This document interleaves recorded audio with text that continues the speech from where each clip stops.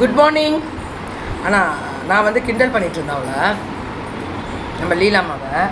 செம்ம taste ma'am. போட்டாச்சு ma'am, wait பண்ணுங்கள். போட்டாச்சுமா. ஸோ இது வந்து தனி ஸ்பெஷலு. இது வந்து சூப்பராக இருக்குது, செம்ம டேஸ்ட்டு. இதில் தேங்காய் சட்னி, வெறும் கடலைக்காய், வேர்க்கடலை. வாங்க எங்கள் வீட்டில் சாப்பிட எல்லோரும். Good morning. லீலாக்கு தான் தேங்க்ஸ் பண்ணணும். இனிமேல் நான் வந்து வெயில் காலம் வந்துருச்சுனாலே கம்பு இதே நிறையா செஞ்சுருவோம். செஞ்சுட்டு என்ன வித்யா தொடச்சிட்ருக்கியா? இப்போ போகணுமா? சரி, இன்னைக்கு கொஞ்சம் நான் சீக்கிரம் சாப்பிட்டேன். பிள்ளைங்களை வேலை செய்யும் போதே நான் சாப்பிட்டேன். ஊறுகாய், ஹாலிவுட் சோடா. இது என்னென்ன மாங்காய். மாங்காய் ஏன்டா கருப்பாக இருக்குது? கருத்துட்டீங்க. மிளகாத்தூள் கொஞ்சம் கலர் கம்மியாக.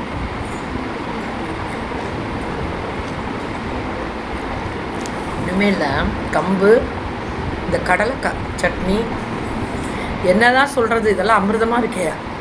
ஆனால் எங்கள் அம்மா எங்களுக்கு பழக்கலை, இந்த ஊர் பழக்கம். இந்த ஊர் பார்த்திங்கன்னா ஒவ்வொரு ஸ்ட்ரீட்டுக்கும் கம்மங்கூழ் இருக்கும். சேலம் பொறுத்த முடியல கம்மங்கூழ் ஒவ்வொரு ஸ்ட்ரீட்லேயும் இருக்கும். தேங்க்ஸ் டு லீலா. லீலா தான் எனக்கு செஞ்சு கொடுத்துச்சு. கிளம்புறேன் நைட்டே ஊற வச்சுட்டு போய். நாங்கள் வந்து கம்பு மாவு வாங்கிலாம் செய்யலாம். வீட்டில் முழு நாட்டு கம்பு வாங்கி வச்சு அதை நைட்டு ஊற வச்சுட்டு காலம்பரை எடுத்து மிக்சியில் ஒரு அடி அடித்து கொருணையாக அதை லீலா பண்ணியிருக்கு. நான் பார்த்தேன் லீலா கிண்டும் போது நான் போட்டுகிட்டே இருந்தேன் கம்பை. This is special. வேறு என்ன தங்கம் செஞ்சீங்க? இது வந்து ஸ்கந்தாஸ்லேருந்து வர பயிர். பயிர் நல்லது தானே. ஓடுறோம் ஓடி உடைக்கிறோம். Happy women's day. இன்றைக்கி ஒரு ஸ்பெஷலாக இருக்கும், சர்ப்ரைஸ் இருக்கும், பாருங்கள். வீடியோ போடுவேன், பார்ப்பீங்க. நல்லாயிருக்கு, சூப்பராக இருக்குது. கடலைக்காய், தேங்காய், அப்புறம் வரமிளகாய், புளியா.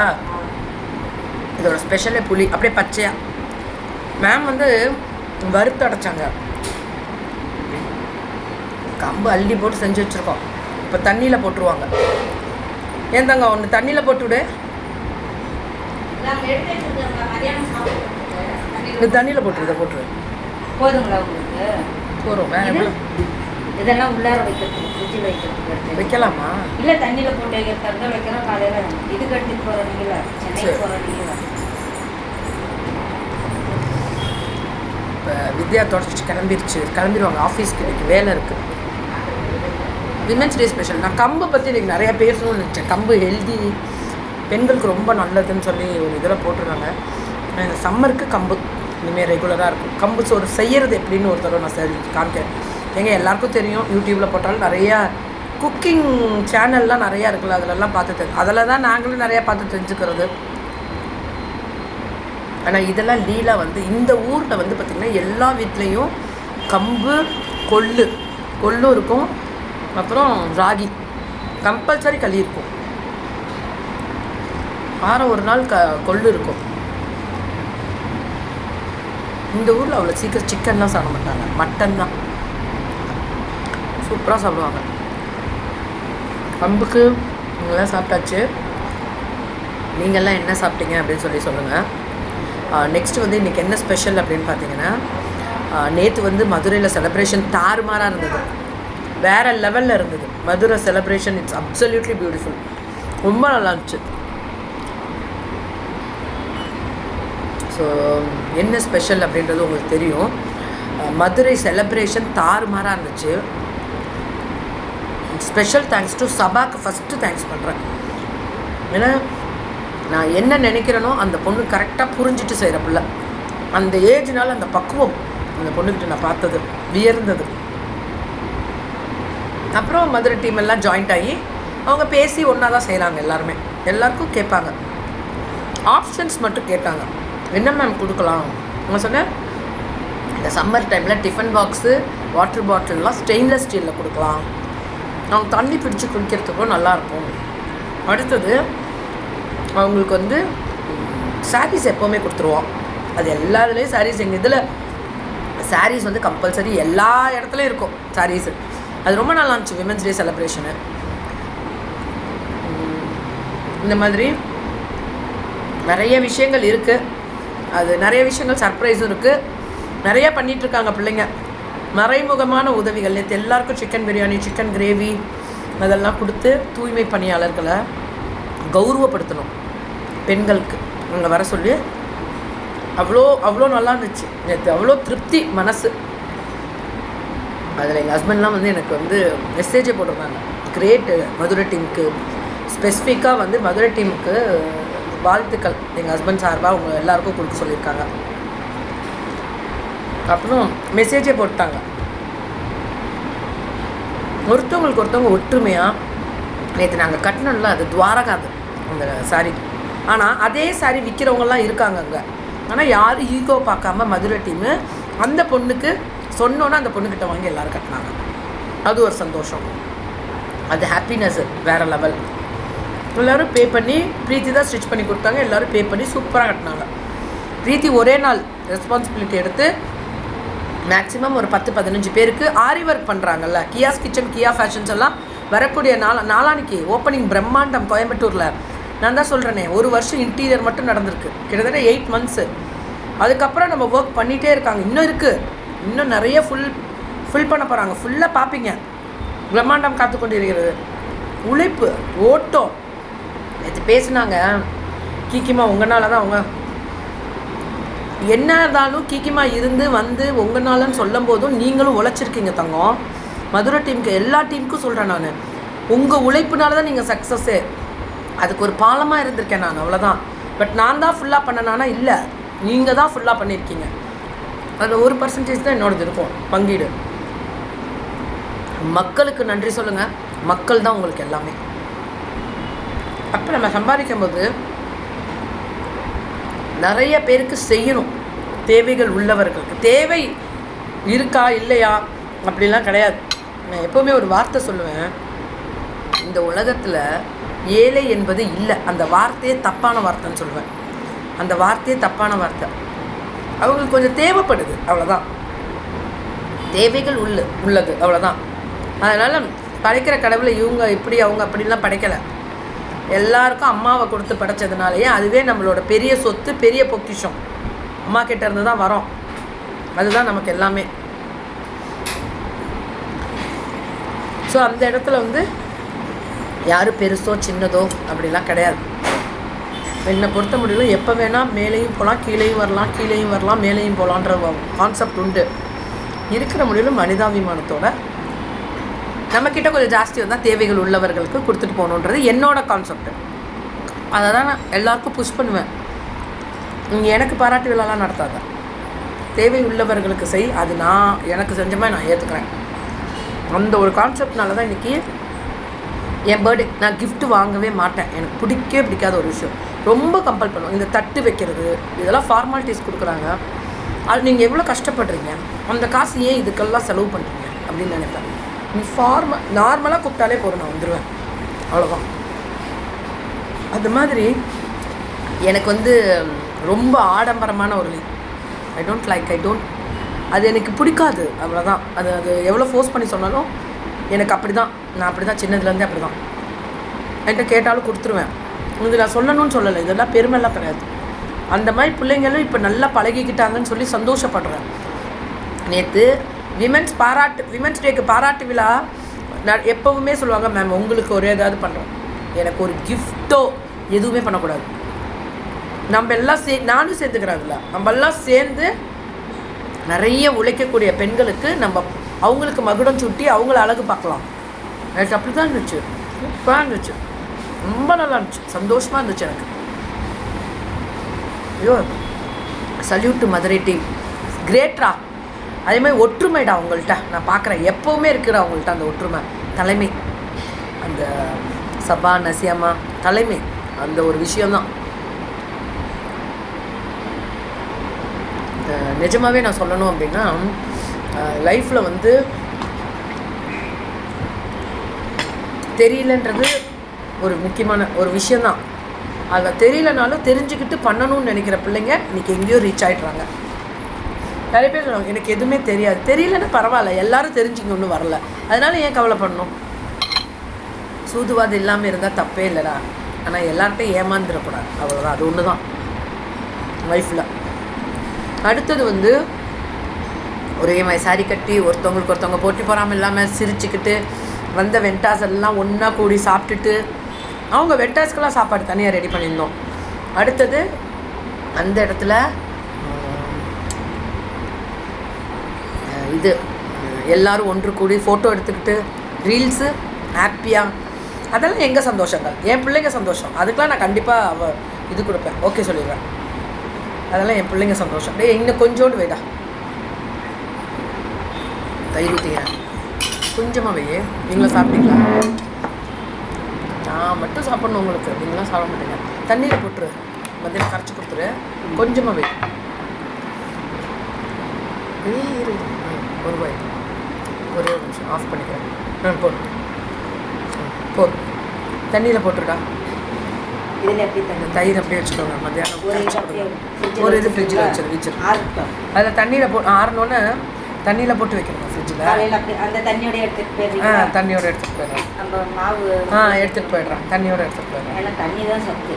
சரி, தண்ணியோட எடுத்துகிட்டு போகிறேன். எனக்கு கொஞ்சோண்டு இந்த ஊறுகாய் மட்டும் வை. ஆலிவ் ஃபுட்ஸ் ஊறுகாய் நல்லா இருந்துச்சு, தொக்கு ரொம்ப நல்லா இருந்துச்சு. இதுதான் பார்க்க எதுவும் கஷ்டப்படாதீங்க, இது டேஸ்ட்டு தான். சாப்பாட்டில் பேசி சாப்பிட்ற மாதிரி தான் இங்கே இருக்குது. ஸோ இந்த இடத்துல thank you so much, love you எல்லாருக்குமே. மதுரை டீமுக்கு நன்றி. அதே மாதிரி கோயம்புத்தூரில் நாளான்னைக்கு ஓப்பனிங்.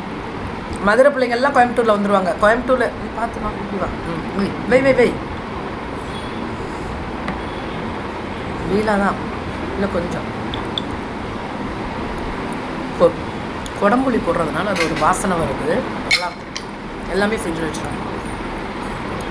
சின்ன வெங்காயம் என்ன ருசி. பூண்டும் சொன்னாங்க, வாங்க முடியல. இதில் முக்கியமான நாளான்னைக்கு பிரம்மாண்டமான ஓப்பனிங் இருக்குது. இன்றைக்கி ஒரு சர்ப்ரைஸ் இருக்குது.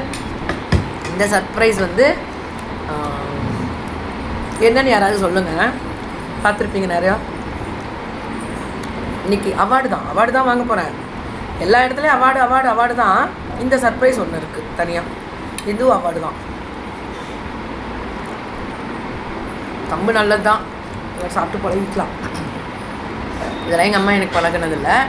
அம்மா சாப்பாடு வேறு டோட்டலி. நான் நான்வெஜ் நிறையா சாப்பிட்றேன், அப்படியே விட்டுட்டு வெஜ்ஜுக்கு மாதிரி இருக்கேன். அம்மா கிட்ட நான்வெஜ் தான் ஜாஸ்தி சாப்பிட்டது, அதனால தான் இன்றைக்கி நிற்கிறேன். அம்மாவுக்கு நன்றி சொல்கிறேன். ஒரு சிங்கப்பெண்ணில் நானும் பார்த்து உயர்ந்த ஒரு சிங்கப்பெண் எங்கள் அம்மா தான் ஃபஸ்ட்டு. அவங்க ஓடி உழைச்சது ஜாஸ்தி, உழைப்பு ஜாஸ்தி. அதே மாதிரி அம்மா வந்து கையில் தூக்கிட்டு போயிட்டு வியாபாரமும் பண்ண காலங்களும் உண்டு.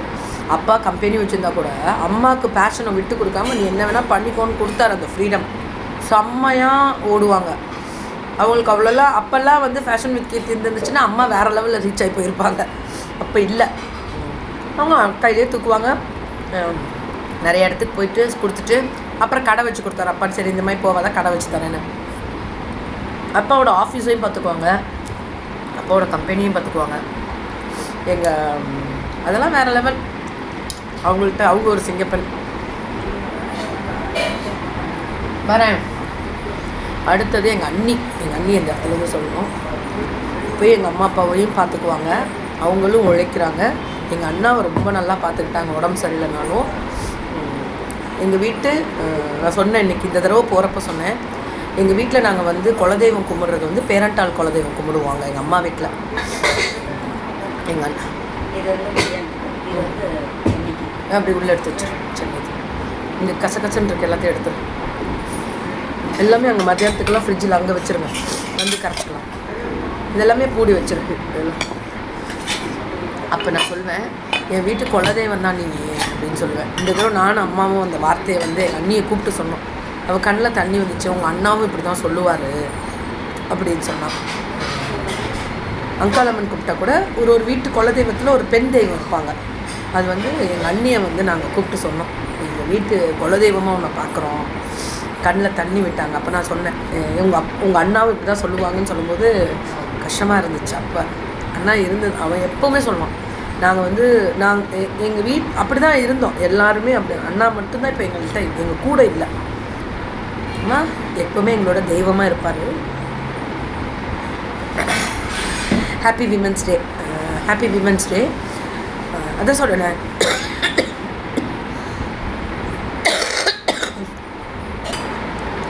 சில நேரங்களில் சென்டிமெண்ட்டாக இருந்த பொறையெல்லாம் வரதான் செய்யும். அண்ணாவை நினச்சாலே அந்த பொறை வந்துடும் எங்களுக்கு. நான் சொல்லுவேன், லைஃப்பில் ஒரு பெண் கண்ணில் தண்ணி விடுறான்னா ஏதோ ஒரு இழப்பு இருக்கணும். நான் எங்கள் அண்ணாவை இழந்தது தான் ஒரு பெரிய கஷ்டமான ஒரு சூழ்நிலை. ஆனால் அதுக்கு மேலே எங்கள் அண்ணா பையனை பார்த்து அவனை ஆளாக்கிட்டேன். இன்னும் கொஞ்சம் தான் இன்னும் இருக்குது லைஃப்பில். அவனை ஒரு பெரிய லெவலில் கொண்டு போய் உட்கார வச்சுட்டானே போகிறோம். அம்மா அப்பாவை நான் பார்த்துக்குவேன், எல்லாரையும் நான் பார்த்துக்குவேன். ஆனால் என் கடமையில் நான் கரெக்டாக இருக்கிறேன். நான் ஓடுறதுக்கு காரணம் இதெல்லாமே ஒரு காரணங்களும் ப்ளஸ் என் பிள்ளைங்க என்னை நம்பி இருக்கிறதுக்கு காரணம். எனக்கு என்ன பாரம் இருக்கோ அதுதான் என் பிள்ளைங்களுக்கும். நான் என்ன ரெஸ்பான்சிபிலிட்டியோட நான் இருக்கணும்னு நினைக்கிறேனோ அந்த ரெஸ்பான்சிபிலிட்டி எல்லாருக்கும் இருக்குது. அது ஒன்று தான் லைஃப்பில், அது ஒன்று தான். ஸோ இதில் போட்டி பொறாமலாம் அதாவது லைஃப்பில் சண்டை போடுறதோ போட்டி பொறாமல் போடுறதோ அர்த்தமே கிடையாது இன்றைக்கி லைஃப்லாம். நமக்கு சண்டை போட்டு நமக்கு ஆறுதல் சொல்கிறேன்னு சொல்லுவாங்க. ஆனால் ஆறுதலில் தான் தப்பு இருக்குது. அந்த ஆறுதல் வருதுன்னு நினச்சி தயவு செஞ்சு யோசனையே பண்ணாமல் ஒதுங்கி ஓடி போயிருங்க. ஆறுதலே இந்த உலகத்தில் தேவையில்லை. அது உண்மையானதா பொய்யானதான்னு அதை அறிஞ்சிக்கிறதுக்கு முன்னாடியே நம்மளுக்கு மென்டலி ஆகிடும். அந்த அளவுக்கு ப்ரெஷர் கொடுத்துருவாங்க. நம்மக்கிட்ட ஒன்று பேசுவாங்க, அதே வார்த்தை அங்கே போய் இன்னொன்று பேசுவாங்க. நான் எப்போவுமே சொல்கிற ஒரு விஷயம், போருசாமி நீ ரொம்ப நல்லவளாக இருந்தேன்னா நல்லவளாகவே இருந்துக்கோ, எனக்கு அவசியமே கிடையாது. நீ நல்லவன் நான் எப்போ மனசில் நினச்சிட்டே போகிறேன். ஆனால் அதை நான் உள்ளே போய் ஆராய்ஞ்சேன்னா அது என்னன்றது அவசியம். இன்னொரு முகம் தெரிஞ்சதுன்னா அது எனக்கு அவசியம் கிடையாது. இவங்க இப்படி தான் அப்படின்றத தெரிஞ்சுட்டு நான் போயிட்டே இருக்கணும் அப்படின்னு தான் நான் நினைப்பேன். அதான் லைஃப். நீங்களும் அதே மாதிரி. நான் அனுபவத்தில் பேசுகிற ஒரு விஷயம் தான். சில விஷயங்கள் நான் சாப்பிடும்போது ரொம்ப நல்லாயிருக்கும் ஸ்பீச்சுன்னு. இப்போ எல்லாருமே ஃபுட்டு வீடியோ பார்க்குறேன். ஃபுட்டு வீடியோ முந்தா நாள் போகும்போது அங்கே சீஃப் கெஸ்ட்டாக போயிருந்தேன்ல, அந்த இடத்துலையுமே ஃபுட்டு வீடியோ. அது எஸ்கேஸ் ஹாஸ்பிட்டலு, அப்புறம் அவங்க பிரிட்டி மேக் ஓவர் அவங்களும் இணைஞ்சு பண்ண ஒரு பியூட்டிஃபுல்லான விமன் ஆண்டர்பிரனர் சேலத்தில் வெளியே கொண்டு வந்தாங்க. நிறைய பேருக்கு கிஃப்ட் கொடுத்து அவங்களுக்கு மகுடம் சூடி அவங்கள பெரிய லெவலில் கொண்டு போனாங்க. நல்லா இருந்துச்சு. அதெல்லாம் நிறைய விமன் ஆண்டர்பிரனர் வெளியே அந்த நம்ம ஃபேஷன் வித் கீர்த்தியும் அது பண்ணணுன்றது எனக்கு ஒரு ஆசை இருக்குது. கூடிய விரைவில் அது நடக்கும். நிறைய விமன் மேம் நமக்கு பின்னாடி இருக்கிற விமன் ஆண்டர்பிரனருக்கு நான் எவ்ரி இயர் நான் அவார்டு கொடுத்துட்டு தான் இருக்கேன். Every year best award. எல்லாருமே ஒரே மாதிரி தான். அவங்க நிறைய பேர் கொடுக்குற அவார்டுக்கு புரிய மாட்டேங்குது, தெரிய மாட்டேங்குது, கூட வாங்க மாட்டாங்க. அதை கூட சில நேரங்களில் எடுத்து கொண்டு போய் கையில் கொடுத்துட்டு வருவேன். அவார்டுன்றது ஒரு நிமிஷம் நம்மளை கூப்பிட்டு பாராட்டு விழா நடத்துகிறாங்கன்னா அதுக்கு நம்ம கண்டிப்பாக மரியாதை கொடுக்கணும் அப்படின்னு நினைப்பேன். இன்றைக்கி கூட பார்த்திங்கன்னா நான் போகிற ஒரு விஷயம் அதுதான். அடுத்தது ஹாப்பி விமன்ஸ் டே. லைஃப்பில் எல்லா கட்டங்களும் பெண்கள் எல்லா கட்டத்தையும் தாண்டி தான் ஆகணும். அதில் முக்கியமான ஒரு விஷயம் என்னென்னா, சில சோதனைகளும் வேதனைகளும் கஷ்டங்களும் வரும்போது அதை கொஞ்சம் சவாலாக எடுத்து தாண்டிட்டோன்னா நம்ம தான் வெற்றிப்பெண். சேலஞ்ச் தான் லைஃப்பில் எல்லாமே. நம்ம தான் வெற்றிப்பெண். Love you.